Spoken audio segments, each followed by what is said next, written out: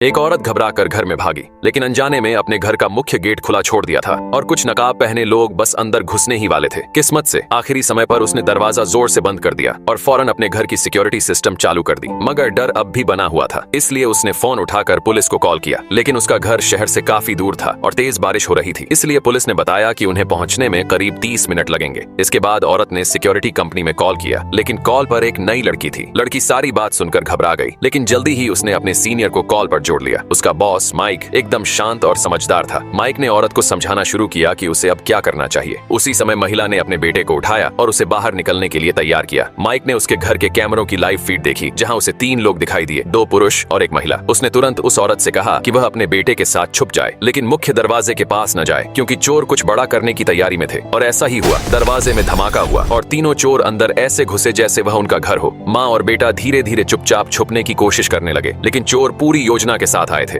उनमें से एक ने कैमरों पर काला पेंट छिड़क दिया, जिससे सब कुछ धुंधला हो गया। जैसे ही सभी कैमरे बंद हो गए, उन्होंने अपने चेहरे से नकाब हटा दिए। अब उन्हें छुपने की जरूरत नहीं थी। फिर उन्होंने कुछ खोजने वाले यंत्र निकाले। माइक को याद आया कि एक इमरजेंसी बैकअप कैमरा भी था, तो उसने उसे ऑन किया। अब चोर अलग अलग हो चुके थे। महिला चोर माँ बेटे को ढूंढ रही थी और बाकी दोनों कीमती चीजों की तलाश में थे। माँ और बेटा किसी तरह स्टोर रूम तक पहुंच गए। उसने बेटे से कहा कि वह वेंट में चला जाए और खुद एक अलमारी में छिप गई, लेकिन चोर उस कमरे तक पहुंच गए। एक चोर ने डिटेक्टर से जांच की और जब उसे कुछ संकेत मिला तो उसने कुल्हाड़ी से दीवार तोड़नी शुरू की। कुछ देर बाद उसने एक बड़ा छेद कर दिया, लेकिन अंदर उसे सिर्फ लोहे की छड़ें मिली। वह गुस्से में वहां से चला गया। माँ और बेटा अब तक तो सुरक्षित थे, लेकिन तभी एक चोर को एक और रास्ता दिख गया। उसे एक छिपा हुआ दरवाजा मिला, जिसके पीछे एक तिजोरी थी।